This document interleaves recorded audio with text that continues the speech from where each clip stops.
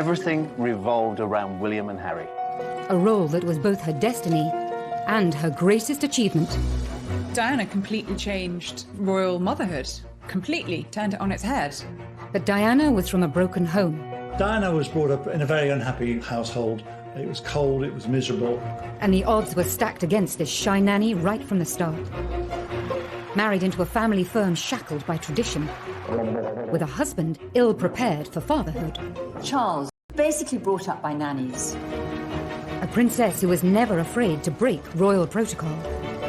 She was setting the standards for her children.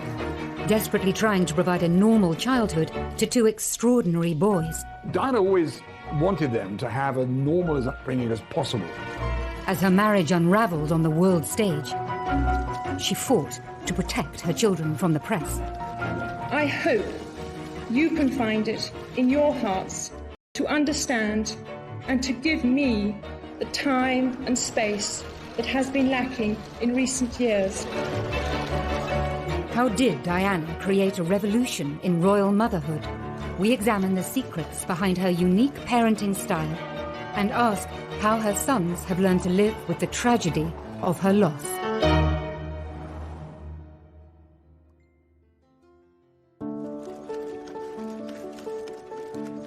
She adored her boys. She'd come in the door and she'd say, "Where are my boys? What are my boys doing?" Princes William and Harry were the centre of their mother's world. Her approach to motherhood was completely different to anything we'd ever seen before. She put motherhood first and foremost. Motherhood for Diana was her principal purpose on earth. I mean, she considered raising William and Harry as her number one task. Being the Princess of Wales was a secondary option. Today, her boys have followed in their mother's footsteps, becoming devoted, hands-on parents. Diana was an earth mother, really. And from the start, she was determined to keep them as close as she possibly could to her. And she wanted to show that they were loved. I mean, she said, "I'm going to shower them with love and cuddles and hugs," because I didn't get that when I was a child. But the devotion that Diana displayed to William and Harry was in stark contrast to her own childhood. Diana felt, age 6, that she was unloved and unwanted. And those are feelings that she took into her adult life, and feelings that I think never left her. Diana was from a very aristocratic family, the Spencers, but her parents had a very acrimonious divorce. One of Diana's most vivid memories was hearing her mother. She was profoundly affected by that memory. She wanted to ensure that she and Charles gave William and Harry the kind of upbringing that she felt she was deprived of by not having a mother around for such a large chunk of her life. She herself had not felt loved in the very peculiar circumstances in which she was brought up, with Rain Spencer, the new wife of Earl Spencer, whom she described as acid rain, and a whole lot of nannies who were very unsympathetic. Diana's late teenage years followed the path of many girls of her social status and background. Diana was a quintessential Sloane Ranger, the kind of girls who wore flat shoes and long skirts. They came from a certain class and had a certain style, and she was a perfect example of that. It was no surprise that one of Diana's first jobs was working as a nanny for an American family in London. I think girls like Diana are programmed to become mothers. She went to a boarding school that was not particularly academic. Girls were not expected to have great careers. I don't think she was at the forefront of the feminist movement. By 1980, she had her first full-time job as a nursery teacher's assistant in Pimlico. I wanted to teach children. They said, "Why not come along?" So I first started off doing afternoons, and then I took over the mornings and did whole days. Can I ask you if it was your own childhood particularly? Oh, yes. What? Did that prompt you into wanting to do it? I just love children. She was always happy and outgoing, showed a great sense of humour, and was very relaxed with the children. From the minute she walked in, you could tell that she had a really genuine love for young children, particularly the very small ones. And anyone who arrives with a baby, you could guarantee that she would be there to feel the baby. Then, that summer, she attended a polo match and caught the eye of a future King of England. When Charles first met Diana, she had seemed to be absolutely perfect. She seemed to love the countryside. She was a funny, easy, carefree girl who seemed to love Charles, love everything that he loved, and just be simple, uncomplicated. Their romance blossomed over sailing weekends at Cowes and a visit to Balmoral. Prince Charles had to find someone who was eligible, a virgin, of aristocratic background, that would provide him with bloodstock. On the 24th of February, 1981, the couple announced their engagement to the world's press. Yesterday you were a nanny looking after children. Now you're about to marry the Prince of Wales, and one day you would to make, all of a sudden, the transition. It is, but I've had a small run out to it all in the last 6 months. And next to Prince Charles and I can't go wrong. Bear with me. You miss looking after the children? Yes. Well, they certainly miss you, won't they? Hope so. And I'm amazed that she's been brave enough to take me on. And I suppose in love. Of course. Whatever in love means. On the 29th of July, 1981, Charles and Diana married. The most iconic wedding of the 20th century. Prince Charles and his bride, the new Princess of Wales, acknowledged the roars of delight from the huge crowds from the balcony of Buckingham Palace. When I asked Diana about the wedding, she told me that she felt that she was a sacrificial virgin lamb, sacrificed on the altar of monarchy. Her prince in shining armour did arrive and carry her off, but not to a fairy tale. Really, she became a broodmare. Just over 3 months later, Diana was officially pregnant. The princess was, for once, rather coy with the photographers. Your Royal Highnesses are to be blessed with a child. As soon as Diana became pregnant, she really did come into her own, because she always wanted to be a mother. And as soon as her baby arrived, that was it. She was setting the standards for her children. The arrival of Diana's first child breached royal protocol for direct heirs to the throne.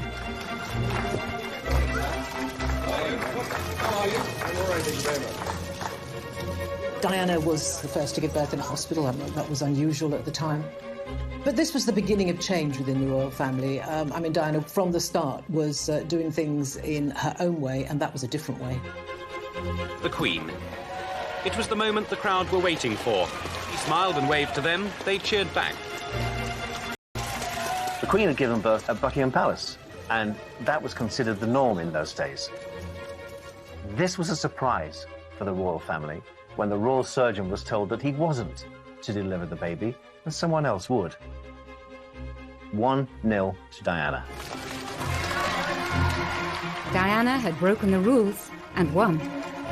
But she was soon to discover that being a royal mother would become a series of battles that would ultimately end in all-out war.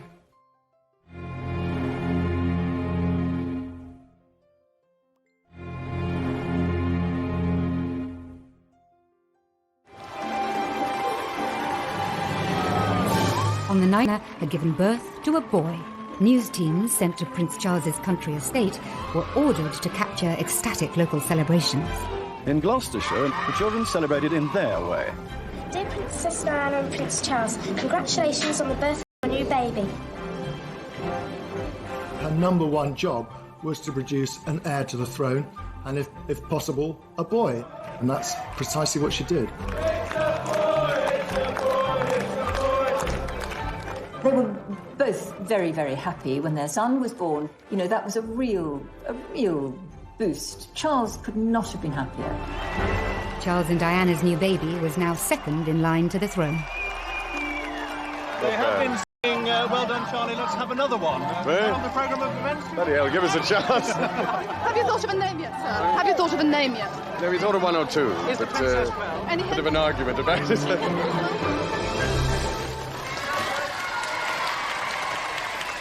Charles's choice for names for William were Arthur or Albert or something quite old-fashioned. Without Diana, I don't think we would have William. Diana may have won the battle to choose William's name, but 6 weeks later, at his christening, she was to feel powerless. Royal christenings are formal occasions. This is a moment of history that's going to be replayed for decades, and so it's important to get things right. William was baptised in the music room at Buckingham Palace.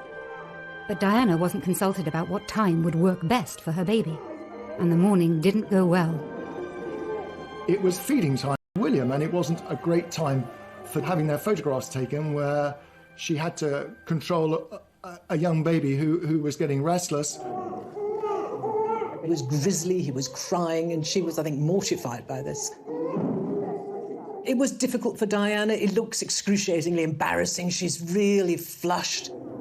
And Diana and Charles are just trying to make William stop crying. So it didn't look a very relaxed occasion, I must say. She famously put her finger in his mouth to stop him crying. I mean, it was a brilliant piece of enterprise by Diana. But yes, later she claimed that she felt sort of an extra from that whole scene, that it was much more about the royal family and presenting an image to the world than the welfare of William.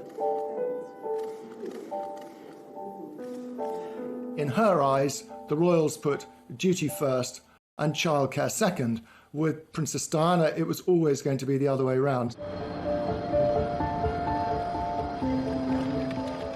Diana's royal tour. Once Diana became a mother, she did take control of her own destiny. She insisted that William went on tour with them to Australia. Diana caused a huge sensation in Australia when she and Charles went there, taking William for their first official tour. William was just beginning to crawl, so he was about 9 months old. Diana completely changed royal motherhood, completely turned it on its head. She put motherhood before monarchy, and that was not traditionally what had happened for generations of royal mothers and women. Ladies and gentlemen, this evening I couldn't possibly stand here and speak without mentioning our small son, William. I hope that his presence here has helped to provide that family feeling, which I know my wife and I feel is so important.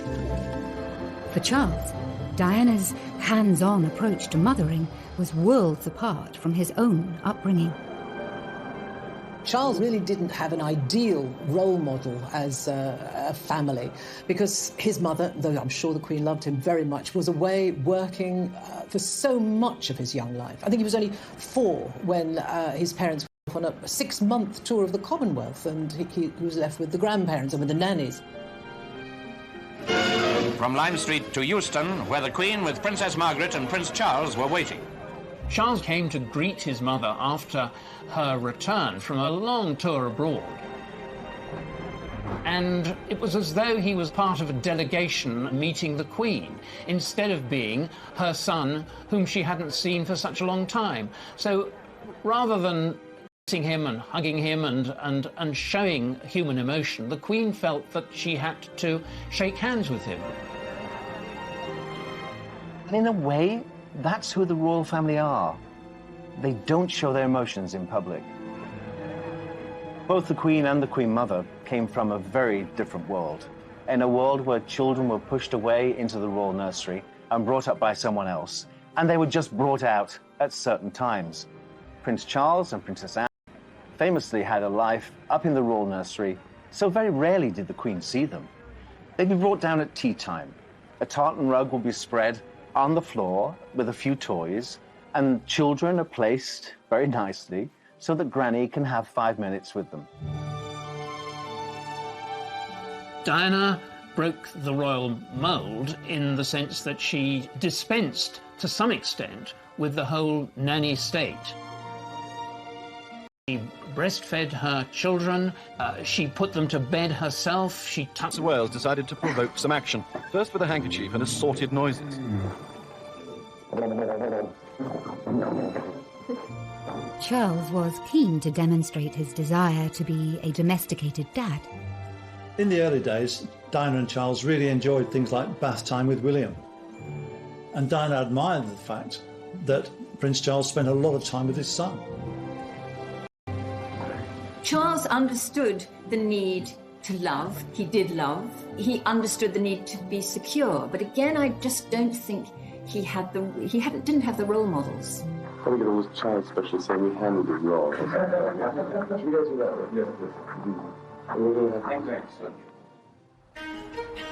Less than 2 years later, the couple were delighted to announce there would be another addition to their happy young royal family. The Prince and Princess of Wales were at their London home, Kensington Palace, when the announcement was made. Within an hour, a crowd of well-wishers had gathered. I'm absolutely thrilled. I think it's wonderful. She ought to have 6 or 8. You think so? Yes. Well, she said she wanted a large family. She's a good mother, and they can afford it. And lovely, what could be nicer? She's done everything right, 100% perfect. We're very thrilled about it. Prince of Wales needed to find a bride who could provide him with children, and it was Diana, and that's precisely what she did. The House of Windsor was secure. Like any father, Prince Charles was keen to introduce his two sons to each other at the first opportunity. And so it was that Prince William was led by the hand back to the room where he was born 2 years ago. William, of course, was excited about seeing his mother again, unaware and uncaring that he was also to visit the new third in line to the throne. Prince Harry was born on the 15th of September, 1984. The tiny bundle in the white shawl was receiving his first sights and sounds of the outside world. But from the glimpse we saw of him, it appeared he was fast asleep. The princess looked happy, relaxed and well recovered from her labour. But the birth of a second son would prove to be the high watermark for Charles and Diana's relationship. During her pregnancy with Prince Harry, Diana told me that she's had the happiest time with Prince Charles. But the shutters went down after the birth of Prince Harry. Prince Charles said, oh, it's a boy. He wanted a girl, and he had red hair, so he was a Spencer.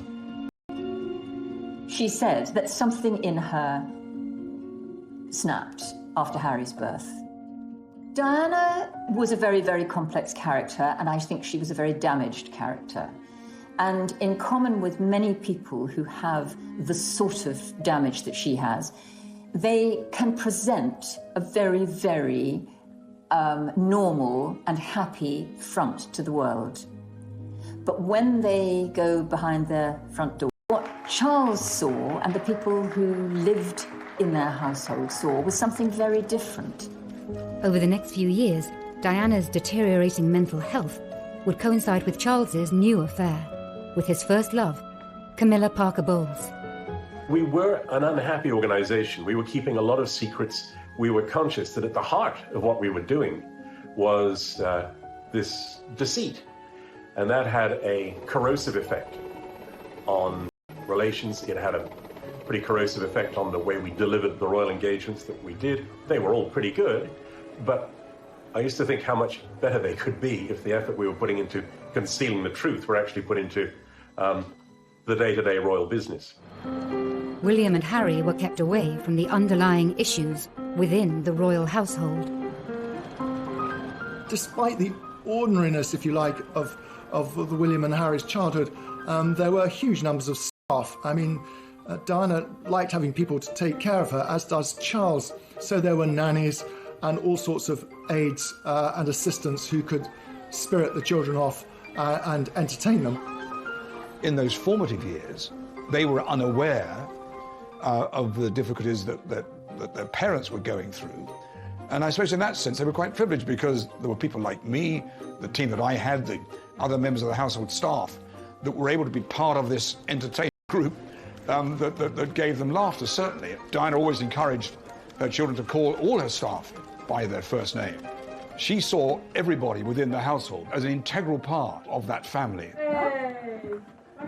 And thus enabled William and Harry not to be distanced from them, not to be sort of completely isolated. They had the completely free roam of the palace, and I think that's a good sign. But by the late 80s, cracks in the marriage were wider than ever. Diana always told me that she and Charles, whatever their differences, tried never to row in front of or because of the boys. And I do think they tried to be good parents in that way. I honestly don't think Harry ever really knew quite how bad things were between his parents. William certainly did. Diana herself talked about William passing tissues under the bathroom door because, he heard his mother crying because of what was going on in the marriage. And him declaring that he wanted to be when he grew up. He wanted to be a policeman so he could take care of mummy. I mean, enchanting sort of anecdotal evidence, but nevertheless, it was evidence that William was aware that something wasn't quite right. I think William and Harry were protected during this time because they were away at school. I'm sure it's much the same as many people who go to boarding school. They don't really know what's happening to their parents on the outside. She sprinted past the other mums to finish a close second. But for all the best intentions of protective grown-ups, William and Harry's childhood innocence would soon be shattered. Within a couple of years, their parents would be openly fighting it out in the full public glare, in what became known as the War of the Waleses.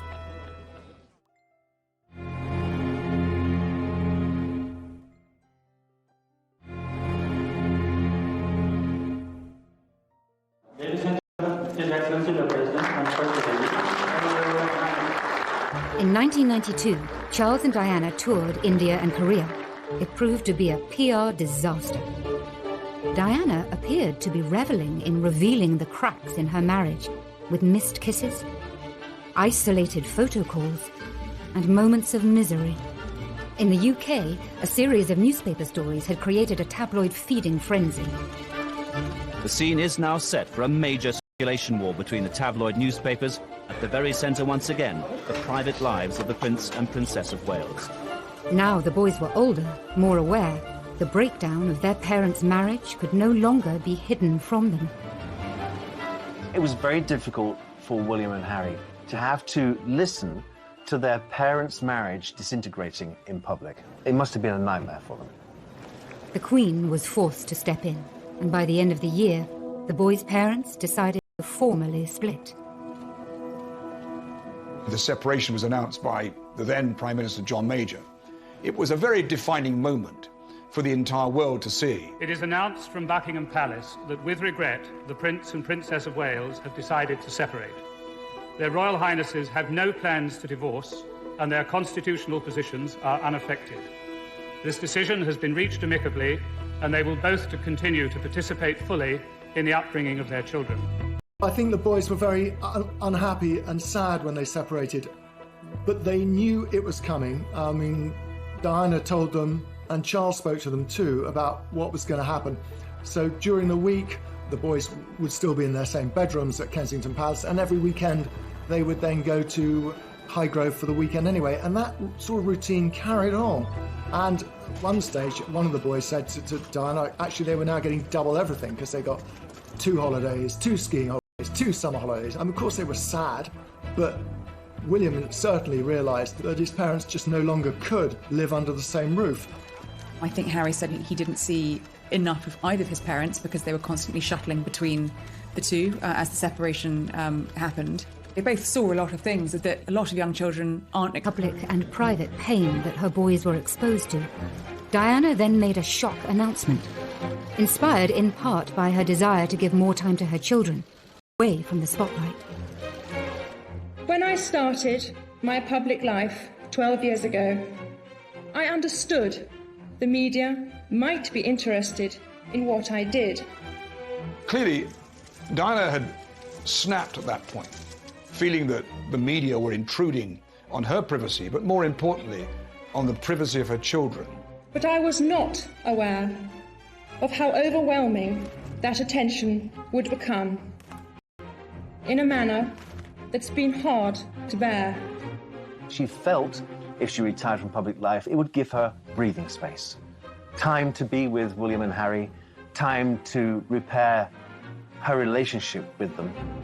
I hope you can find it in your hearts to understand and to give me the time and space that has been lacking in recent years.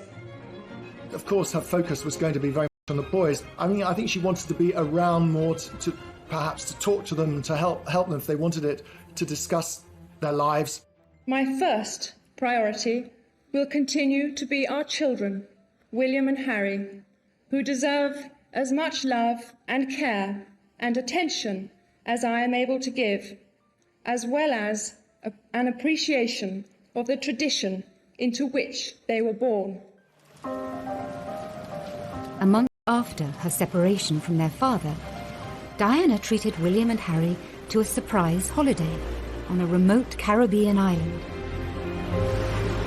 We arrived on the island of Nevis, free of the press for 2 days. She was there with 2 friends of hers that had their children.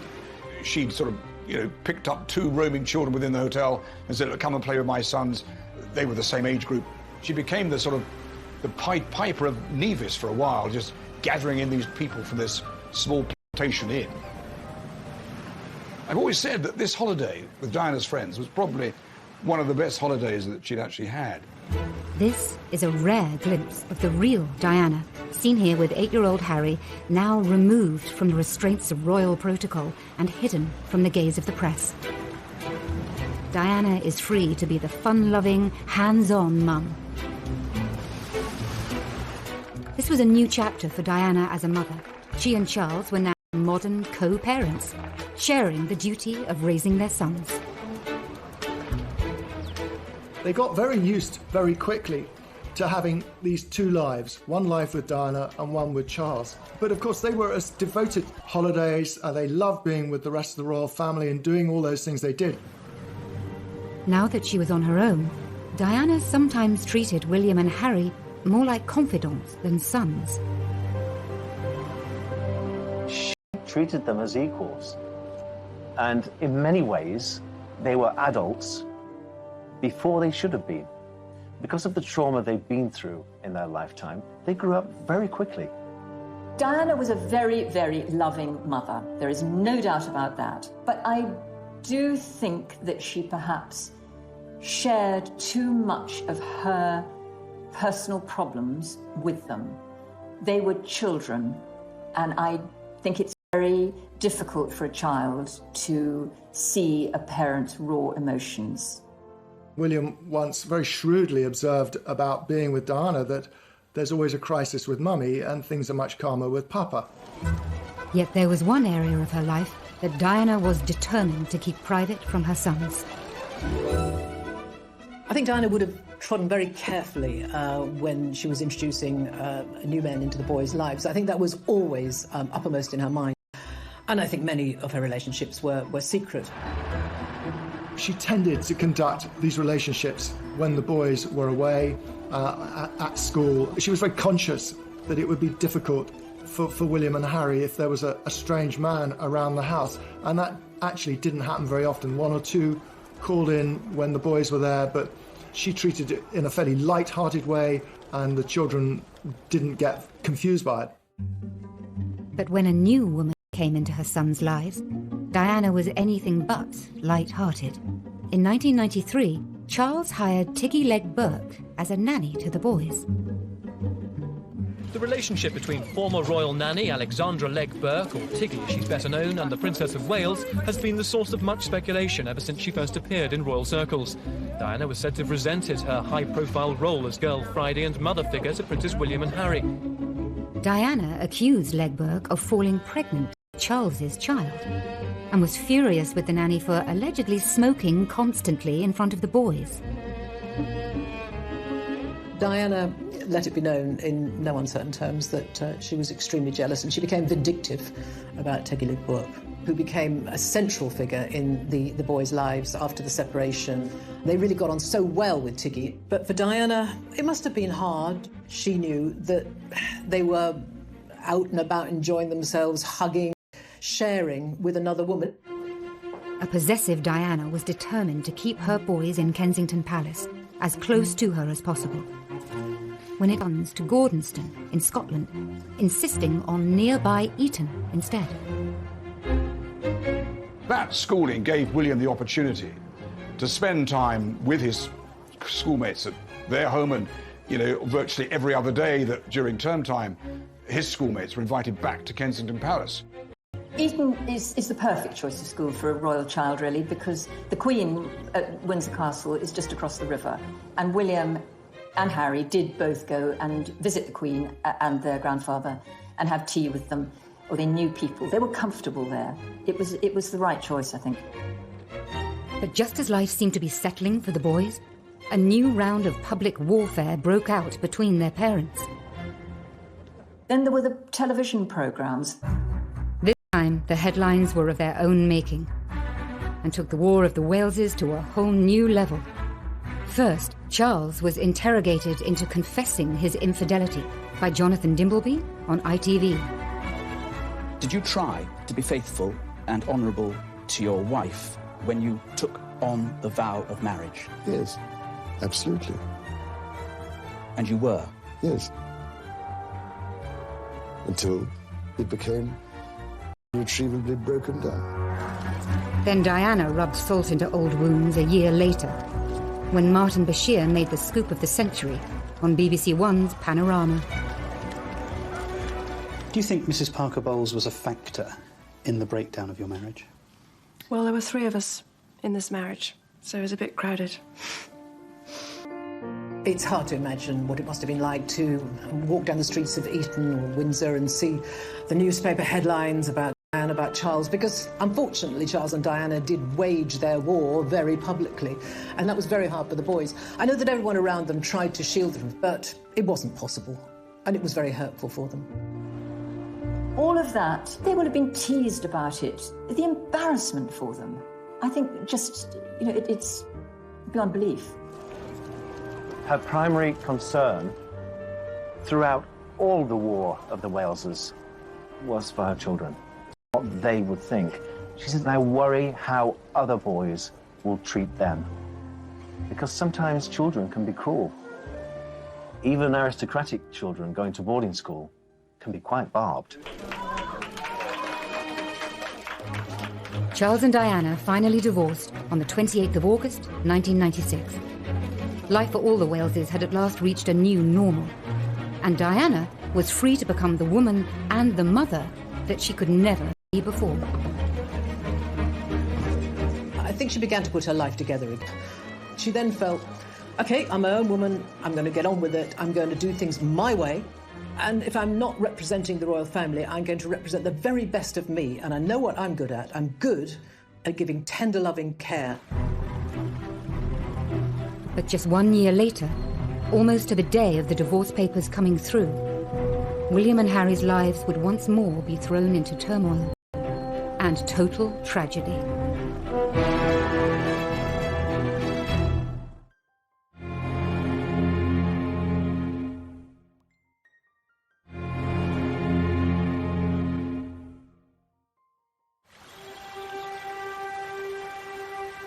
On the 30th of August, 1997, a 15-year-old William and a 12-year-old Harry were enjoying the annual summer break with their father at Balmoral. That night, the last images of their mother were captured by grainy CCTV cameras at the Ritz Hotel in Paris.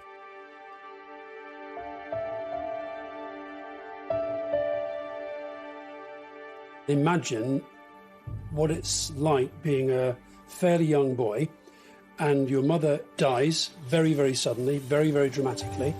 You are in one part of the world, up in Scotland.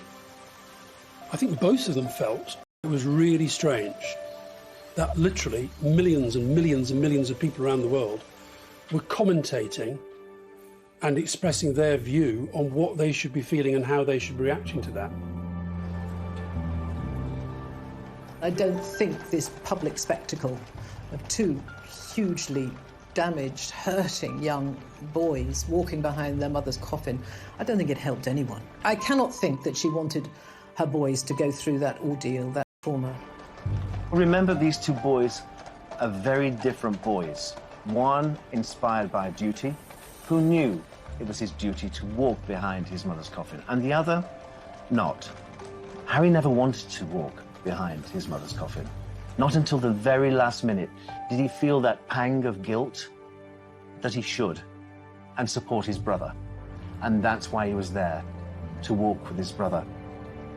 I've heard them both at different points talk about how strange they found it, that they were surrounded by all these people, and these people were sort of behaving as though she was part of them, but actually she wasn't. William and Harry were being expected to behave in a certain way, and indeed behaving in that way. The boys had lost their mother, but their mother's love for them and their ability to show love lives on. First, and no father, no mother. Really sweet. Diana's legacy is in every single bit of everything that William and Harry do. I don't think you can underestimate that. Every time I've spoken to Harry, he thinks about what his mother would have thought of what he was doing. And he's spoken about wanting to, make her proud and hoping that she would feel proud with a lot of the work he's done.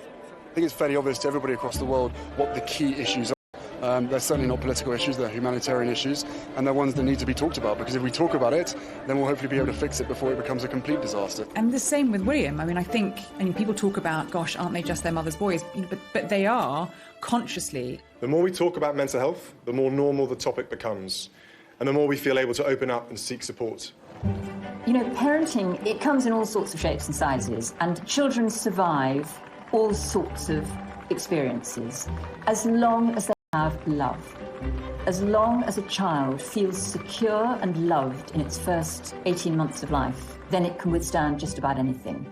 And if ever there was proof of that, then I think it would be William and Harry.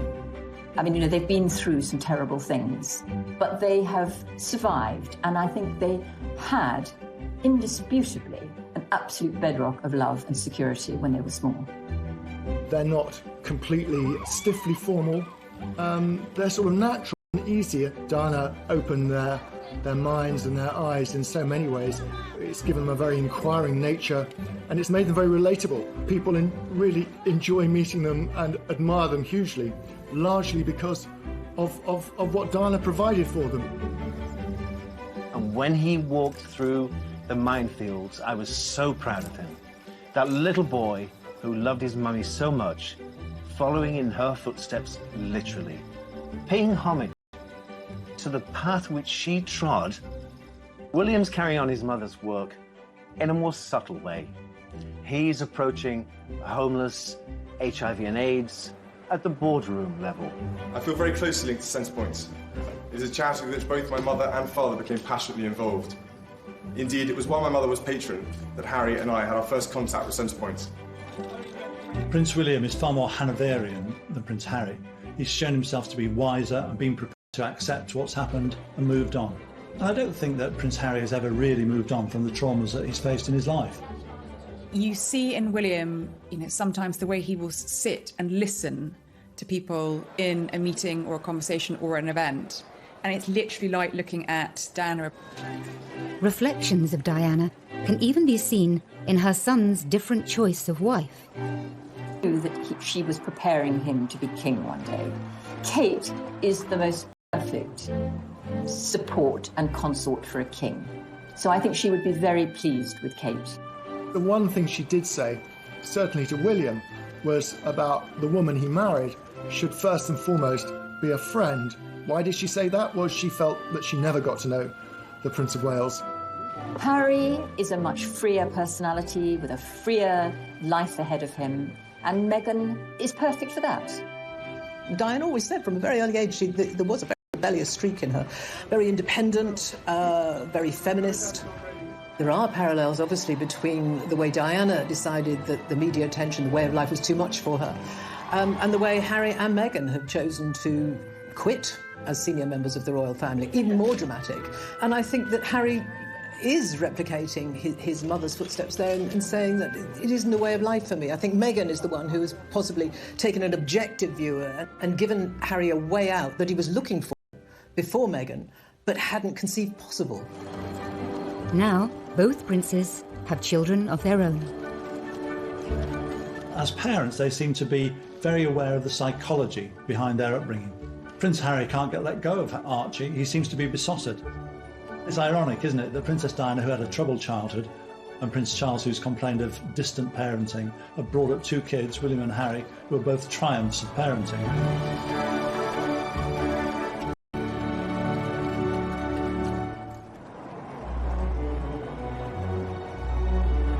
As a mother, Diana was loving, fun, and completely devoted, changing the royal family in ways that we are only now beginning to understand. She was a one-off. We are still talking about her now. Diana completely changed royal motherhood. She put motherhood before monarchy. All future royal mothers have Diana to thank for that.